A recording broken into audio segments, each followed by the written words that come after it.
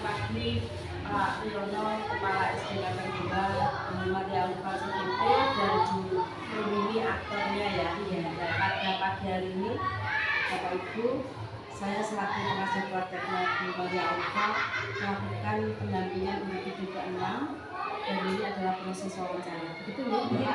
Saya mohon izin, saya mewawancarai CGP dari Guru SD Ngambal 2. Ulfa selama pendampingan individu ini nanti, sebelumnya saya akan bertanya aktivitas bulannya setelah ada loka karya 5, ini kan ke loka karya 6 ya. Ini 1 bulan ini aktivitas bulannya apa ya? Kan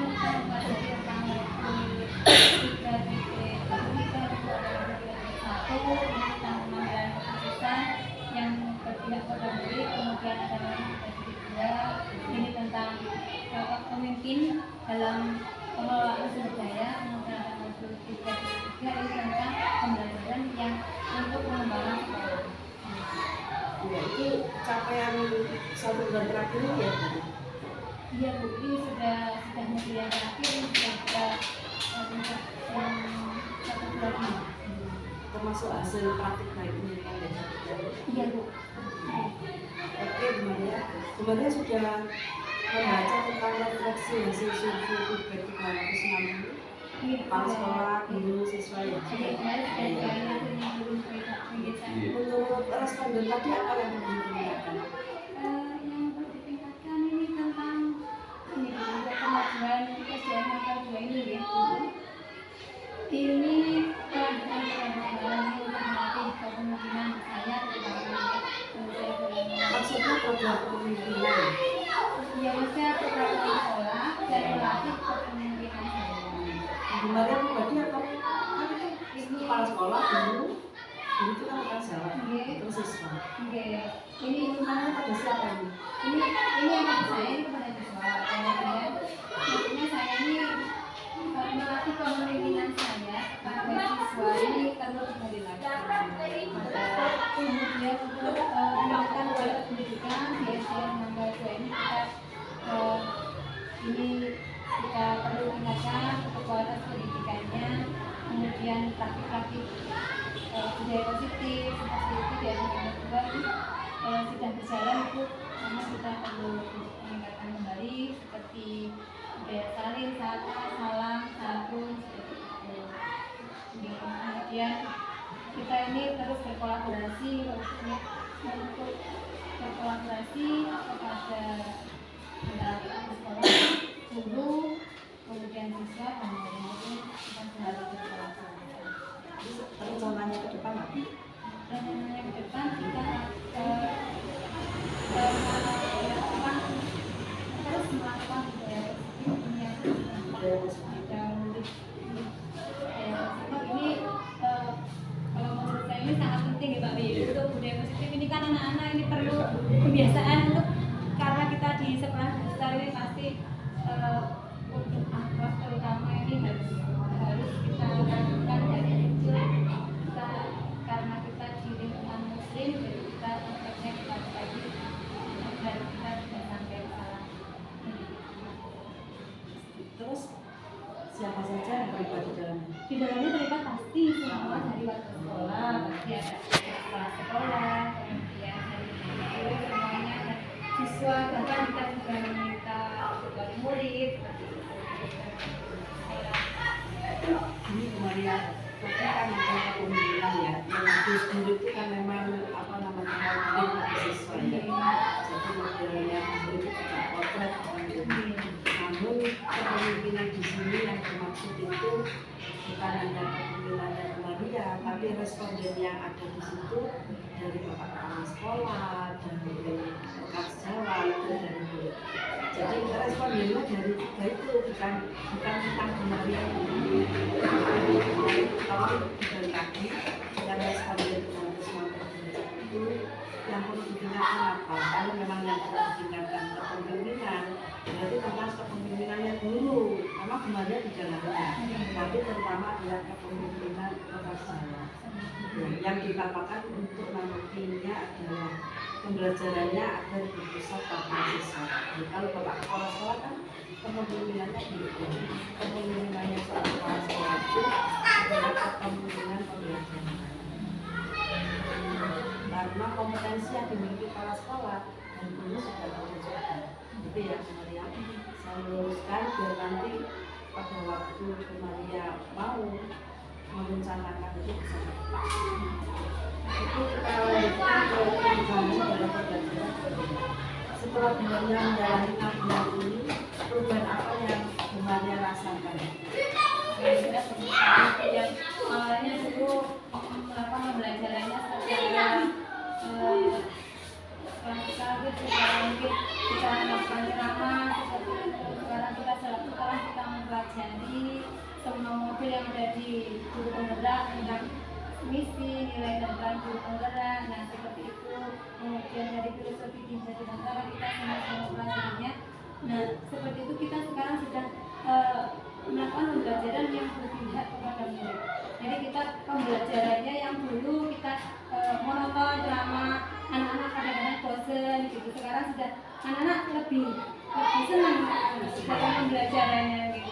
Dan bahkan menyenangkan. Ini kelas 1 apalagi harus banyak variasinya. Berarti kemarin sudah melakukan inovasi pembelajaran. Terus ada perubahan pada murid, muridnya senang tadi ya. Terus rasanya penyenang puas apa enggak?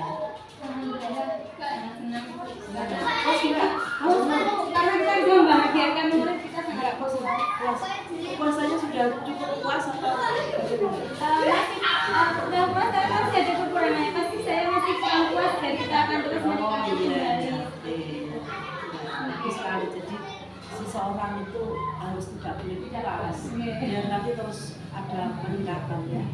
Ya karena kalau sudah puas berhenti kan.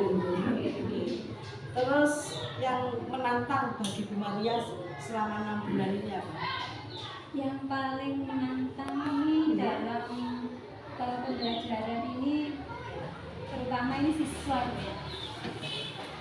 Ya kan Jawa juga siswa kan betul. Iya, ya untuk siswa ini ada siswa yang namanya kelas 1 ya, ya ini kita kalau mengajak untuk belajar kan ya kadang-kadang mogok. Nah itu untuk kita seperti itu masih kelas 1 ini kan saya juga baru ngajar kelas 1 jadi terbiasa di kelas 4 kemudian di kelas 1 agak kaget juga. Kemudian ada pendidikan guru penggerak ini alhamdulillah ya sudah sangat terbantu. Kemudian untuk coaching ini menantang bagi saya yang coaching kemarin dilakukan bersama-sama rekan sejawat. Menantangnya kita belum pernah melakukan coaching pada rekan sejawat, jadi kita kaget ternyata kita juga bisa ya coaching sesama rekan sejawat, kita saling sharing seperti yang belum ya untuk berbagi ilmu tentang di kelas yang awalnya tidak tahu belajar diferensiasi, sosial emosional awalnya seperti itu sekarang sudah tahu. Artinya jadi pintar ya. Jadi pintar, percaya diri kan itu ya Pak ya. Penting itu percaya diri. Oke. Terus siapa saja aktor yang terlibat dalam pemetaan aset Bu Maria? Dalam pemetaan aset ini kita ada pasti seluruh bapak sekolah itu. Jadi dalam hal ini pasti kepala sekolah, Bapak Diono selalu kepala sekolah SD 22, kemudian semua bapak ibu guru, tenaga kependidikan, kemudian siswa dan komite sekolah, kemudian dari wali murid juga kita libatkan untuk aset sekolah seperti yang menyampaikan perpisahan juga kontribusinya dari wali murid. Terus ada nggak kendala di dalamnya dalam pemetaan sumber daya sekolah ini? Ada sih ini untuk sedikit kendala ini banyak kan sudah ada karena kita semua kompak dan kolaborasi jadi sangat sedikit kendalanya. Apa ya? Karena di sekolah kita ini kan sekolahnya sempit ya Bu ya. Kita kalau mau menggali aset dari lingkungan ini masih sangat sulit karena lingkungan sekolah. iya di dalam lingkungan sekolah ini kan kalau kita mau menanam agak lebih banyak lagi untuk membuat aset sekolah ini kan kita masih tidak ada tempat seperti itu. Justru negara Singapura itu negara yang kecil sempit, tapi asetnya luar biasa. Kalau kita diberi lahan yang luas, namun kita tidak bisa mengelola juga tidak ada artinya. Nah, kita mencontohnya seperti itu. Nah, aset sekolah di SD Nampak ini walaupun sempit kan bisa dikembangkan lewat polybag, lewat yang apa namanya jenjang yang itu kan bisa. Semuanya bisa dilakukan asal ada kemampuan. Oh ya, berarti yang itu ya, yang seperti kemarin saya ajak anak untuk memotong bahan mineral itu yang kan dipakai, itu kan sekali pakai ini dipotong terus kemudian saya cek sama anak. Tidak, ya kalau misalkan dicat itu mahal ya tidak usah perlu dicat. Yang penting anak satu punya tumbuhan satu, bergerak, punya harus tergerak. Yang tergerak dulu kalau CGB-nya tidak tergerak ya tidak bisa. Jadi ini belum ditemukan ya buat aset yang belum ditemukan. Bisa digali Pak ya. Jadi nanti misalkan anak-anak satu tanaman lewat balon terus digantung atau diletakkan di polybag hanya sehingga di sini masuk itu sudah tampak subur dan tidak kering gitu. Itu yang penting. Dan tidak harus mahal. Kita tanami surum jadi murah. Kita tanami kangkung. Kita orang desa ya kita tanami kangkung, surum. Yang bisa dimakan saja. Ya. Yang penting masuk itu subur gitu loh. Ya beda nih nanti kalau sudah masuk ditanami cincau, ditanami anggur, ditanami semua tanaman kan masih kering ya. Nah itu aset yang belum ditemukan ya kita boleh. Jadi selain tadi yang diungkapkan apalagi Banjari sudah diungkapkan tapi kan belum maksimal, belum bisa dimaksimalkan. Terus penggunaan apa tadi kayak pembuatan logo bisa, pembuatan iklan bisa. Yang ini terima kasih Ibu masukannya untuk pembuatan manfaatkan tag ini. Kita sebetulnya sudah punya konsep modal manusia dari Pak Ahmad ini juga ahli membuat desain grafis ini bisa kita ya belum ya. Masukannya tadi. terus perasaan Ibu dalam identifikasi itu tadi gimana? Alhamdulillah senang sekali Ibu. Rekan-rekan juga sangat antusias, kelihatannya juga semangat. Ya, ada nggak pertimbangan dalam menentukan sumber daya sekolah?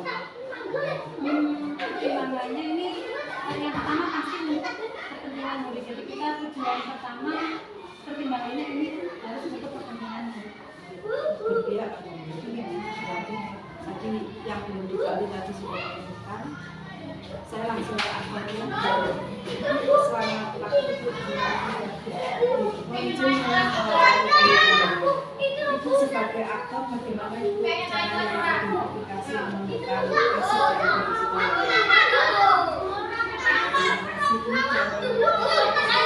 Kita harus bekerjasama dengan warga sekolah sehingga mungkin aset yang terkembang atau belum muncul dari pihak-pihak atau dari keluarga SD atau wali siswa bisa memunculkan aset yang belum tampak. Ada nggak kendalanya? Ya dikatakan ada tapi ya cuma ya hanya mungkin dari wali siswa itu kadang-kadang namanya kehidupan orang desa Bu.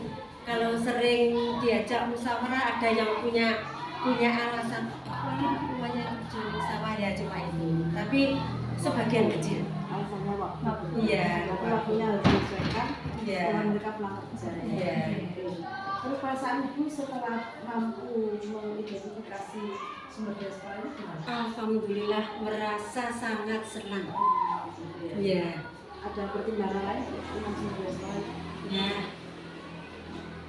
Untuk pertimbangannya ini perlu musyawarah lagi dengan Bapak Kepala Sekolah, Bapak Ibu Guru yang ada di SD ini, bagaimana caranya kita bisa mengembangkan lagi. Kemudian aset sekolah atau sumber daya sekolah yang belum dimunculkan selain yang diungkapkan pada CGP tadi, Bu Maria sama waktu apa tadi pemetaan aset ada nggak di pemikiran Ibu aset yang perlu ditemukan ada nggak? Kalau aset ini sementara kok ya cuma itu Bu. Mudah-mudahan apa ya, kemampuan banyak ya, sementara masih itu Bu, aset yang belum muncul dari SD kita ya, alhamdulillah dari itu tadi untuk mungkin penghijauan ya. Oke, terima kasih Bu. Sebenarnya kita masuk langsung ke persiapan panen hasil belajar ya. Ide Bu Maria di dalam kakak karya tujuhnya memamerkan apa ya? Untuk jadi Sudah siap belum? kita sedikit ini untuk memamerkan hasil kita termasuk aksi nyata kita nanti, kemudian nanti kita buat semacam poster seperti itu untuk Poster ya? ya semacam Apa aksinya? yang aksi nyata yang Bu Maria nanti kan harus dari aksi nyatanya ada berapa itu ya? ada 10. Ada 10 aksi nyata. Nanti kan ada satu aksi nyata yang Bu Maria tampilkan dibuat PPT PowerPoint. Nah, aksi nyata itu harus ada apa namanya bukti fisiknya hasil karya siswa. Jadi match antara aksi nyata dan hasil karya siswa yang dipamerkan itu harus sinkron. Ya, jangan UMKM. Jadi misalkan aksi nyatanya tentang keanekaragaman makhluk hidup, tapi UMKM-nya tentang apa namanya mobil-mobilan siswa. Kan ini nggak sinkron. Atau tentang makanan, misalkan tentang apa ini, tentang agar-agar, kan nggak sinkron, nggak boleh. Jadi di panen raya nanti kita itu bukan pameran UMKM, tapi istinya adalah hasil panen selama 6 bulan itu. Mau dari aksi nyata 1 sampai aksi nyata 10 itu Ibu sudah melakukan apa? Ya, jadi aksi nyata 1 proses belajar siswa kan, hasilnya apa nanti dipamerkan. Ini aksi nyata 1 Bu Maria, aksi nyata 1 misalkan sendiri, aksi nyata 1 buka. Itu ada produk-produk yang dipamerkan. Itu harus sesuai dengan sinkron. Kan nggak mungkin hasil proses belajar itu sesuai dengan UMKM kan enggak. Jadi harus apa ini konsep berpikirnya dari Maria apa itu? Nanti kan salah satu itu ada macam-macam seperti yang ini sudah saya sampaikan Ini nanti bisa dipamerkan di sana. Oh, materi. Ini aksi nyata yang mana? Oh, materi. Iya. Kalau yang ini untuk seperti itu. Menghias kelas ada aksi nyata menghias kelas. Nah, ini untuk semua yang ini kan untuk pembelajaran siswa itu. Ya, yang mana?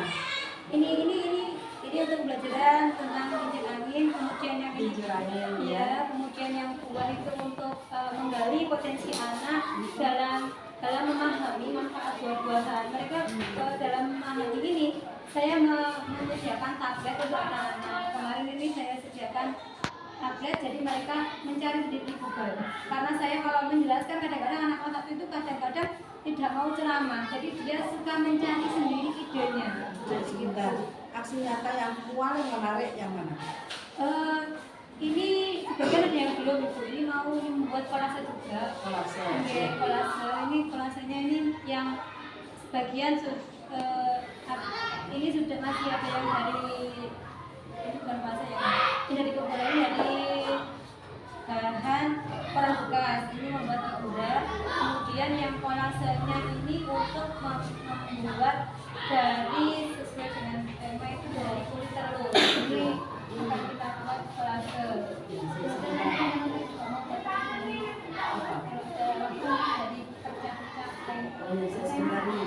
Ini kincir air ini bagus, anak-anak nanti disuruh membuat kincir air dari botol aqua bekas kan bisa ya? Kincir angin. Ya, kincir angin ya, bisa dari aqua bekas.